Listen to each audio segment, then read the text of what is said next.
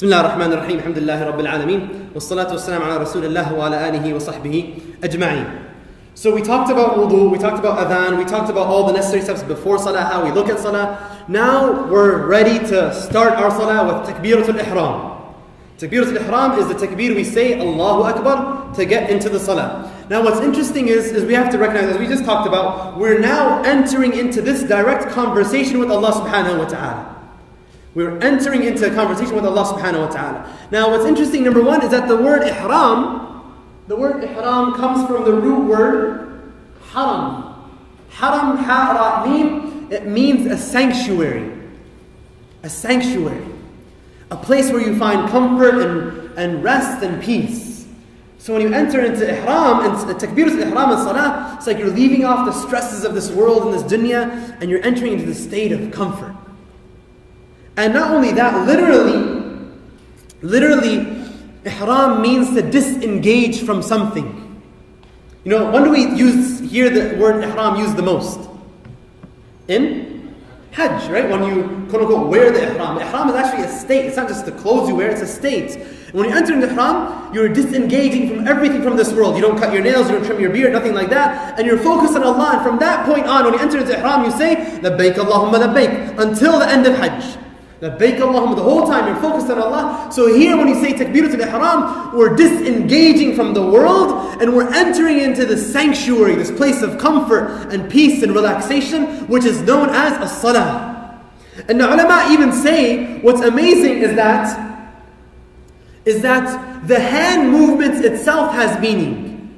So we're disengaging from the world, but even our hand movements is like we're throwing the world behind us. This dunya, get it off my mind, and we say Allahuakbar, and we enter into prayer. Beautiful. The hand movements itself have meaning. And then, now this is what's scary though, because remember we already defined what Allahuakbar means. It means Allah is greater. Now, the question is, when we enter into salah, are we lying when we enter into prayer? Can you imagine somebody's going to talk to Allah, and he starts it with a lie? What do I mean by lying? Brothers and sisters, if you're coming to prayer and you're saying Allahu Akbar, Allah is greater, but your heart or your mind is thinking about the game, or thinking about the video game, or thinking about whatever it is. You're thinking about your school or your work or your children or grades or whatever, then you're saying Allah is greater with your tongue, but in your heart, your grades or your school or your work or whatever it is actually greater because that's what you're thinking about. So it's as if you're entering into salah lying. Because what is in the heart is not confirmed by what is on the tongue. So when you enter into salah, you say, Allahu Akbar, Allah is greater, and it's your reminder, hey buddy, focus. Forget everything else, throw the world behind you, disengage from the world, enter into the sanctuary, and recognize that Allah subhanahu wa ta'ala is more worthy of your attention than anything else. Allahu Akbar. Now, SubhanAllah, the Prophet he says that when you pray, when you enter into prayer, he says when the adhan is called, shaitan runs away. And this is in Bukhari and Muslim. And then when the iqamah is called, shaitan runs away again. In the meantime, he came back. Then the iqamah is called, he runs away again. Then when you start salah, you say Allahu Akbar and you join and you start salah. He says, shaitan comes to him and he says, Udhkur kada wa kada.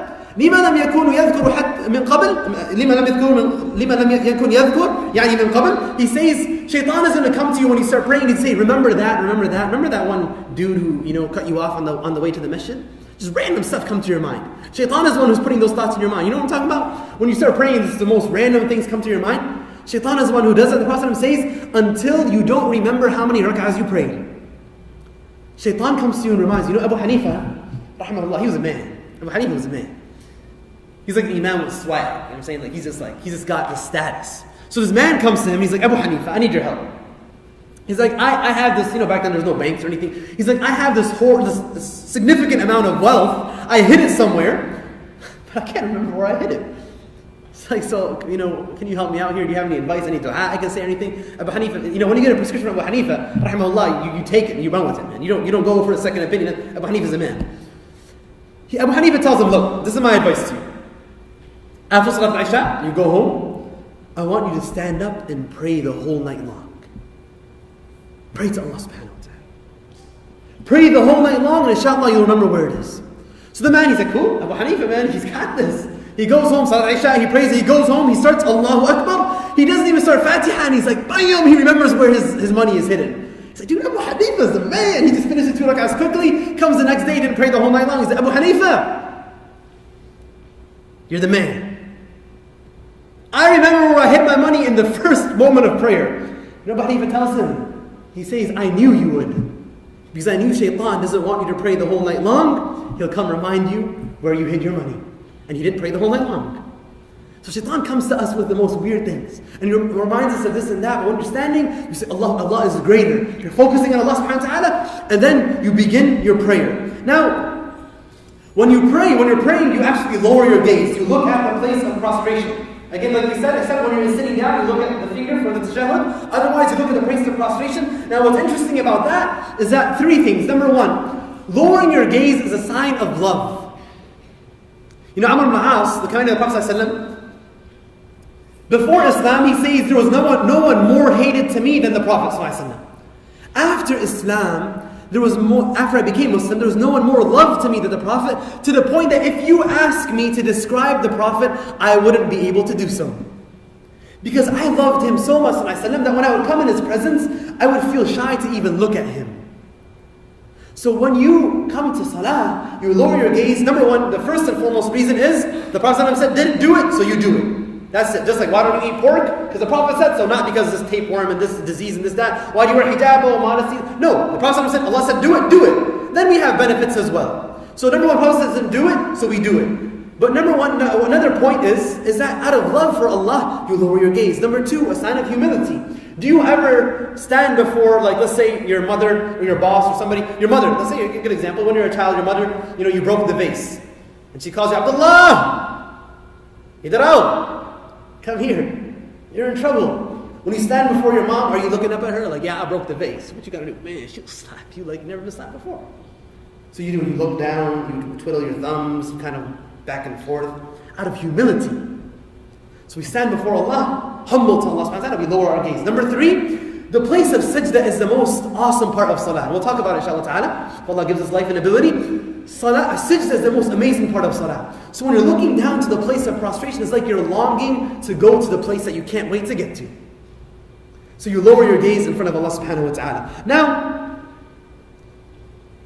when we enter salah, we say a few dua, and this is in your handout again. Number 1, you say, there's 3 different narrations, you could say any of the 3, and I encourage you to memorize all 3. So when you enter into salah, it's not, autopilot. It's not subhanakallah. If this is the one you memorize, you just say that every single time. If you memorize the 3, choose which one you want to say. Maybe Salat al-Dhuhr you're going to say one, Salat al-Asr you're going to say another, depending on how you feel, and we'll see what we mean by that. The Prophet said in an authentic hadith in Tirmidhi and Nasa'i, in a Hasan hadith, that when you stand for prayer, when he stood for prayer, he would say, Subhanaka Allahumma wa bihamdik wa tabarak asmuk wa ta'ala jadduk wa la ilaha ghayruk. It was narrated the Prophet would say that when he stood for prayer, the first thing he would say is, he says, how absolutely perfect you are, O Allah, and with your praise I continue. Most blessed is your name, and exalted and high be your majesty. There's absolutely none worthy of worship except for you. So this one is all about Allah subhanahu wa ta'ala. So maybe you want to praise Allah, you want to thank Allah, you want to say, man, maybe you saw a beautiful sight and you're saying, subhanallah, how perfect Allah is, the creator and the sustainer. Then you want to praise Allah, you start with this dua. And you know what? What's even more amazing, we talked about loving Allah and standing before Allah out of love. You know what the Prophet said in a Sahih hadith? إذا إن أحب الكلام إلى الله أن يقول العبد سبحانك اللهم وبحمدك وتبارك اسمك وتعالى جدك ولا إله غيرك. The same dua. The most loved speech to Allah is this dua. So when you enter prayer, you're worshipping Allah. You want to start with words that He loves the most out of anything else. So you say this dua. He loves this more than any other speech. SubhanAllah, the one who loves Allah will love to say words that he loves to hear. Just like your wife or your husband loves to hear certain words like, oh honey, oh sweetie, whatever it is, oh the light of my life, all those kind of nice words you say. You say those things because you know your spouse loves that. How should we act with Allah subhanahu wa ta'ala, who we love more than anybody else? وَالَّذِينَ آمَنُوا أَشَدُّ حُبًّا لِلَّهِ. Those who believe are more intense in their love for Allah than anything else. So you start with the words that Allah loves the most, and you praise Him. You can also say, in the Sahih Hadith, that another thing that you can say is, وجهت وجهي للذي فطر السماوات والأرض حنيفا وما أنا من المشركين إن صلاتي ونسكي ومحياي ومماتي لله رب العالمين لا شريك له وبذلك أمرت وأنا من المسلمين. I have turned my face sincerely towards He who has originated the heavens and the earth, and I am not of those who associate others with Allah. Certainly my prayer, my sacrifices, my life and my death are solely for Allah, Lord of the worlds. He has no partner. With this I am commanded and I am of the Muslims. So you can also say this dua. And this dua, subhanAllah, affirms your commitment to Allah. So maybe you feel like you want to reaffirm your commitment to Allah subhanahu wa ta'ala, you choose this dua to start your prayer with. A third dua you can mention is, Prophet said in a Sahih hadith, and this is recorded by Imam al-Nasa'i, that when you stand to pray, you could say, Allahumma ba'id bayni wa bayna khatayai, kama ba'adta bayna al-mashriq wal maghrib. Allahumma naqqini min khatayai, kama yunaqqa ath-thawb al-abyadu min ad-danas. Allahumma aghsilni min khatayai bil ma'i wal thalji wal barad. You can say, Oh Allah, put a great distance between me and my mistakes, as great as the distance you have put between the east and the west. O Allah, cleanse me of my sins as a white garment is cleansed from filth. O Allah, wash away my sins with water and snow and ice. Now this dua is about forgiveness.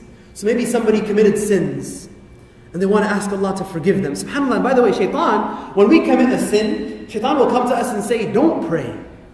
How dare you stand before Allah and pray to Him when you've done all these bad deeds? Who do you think you are, man? You can't pray to Allah. Relax. If you make a mistake, go rush to prayer. If you make a sin, rush to prayer. This is how Allah will wipe away your sins. Innal hasanat yudhibna as-sayyi'at. Good deeds wipe away bad deeds. So pray to Allah and start with this dua. Oh Allah, distance me between me and my sins like the distance between the east and the west, and cleanse me of my sins with water and snow and ice. So subhanAllah, this is in the handouts again. If you want to memorize them, they're in the handouts. So you choose which one you want to say based on what you're feeling. So again, you're not on cruise control. You're actually thinking about what you're doing in salah.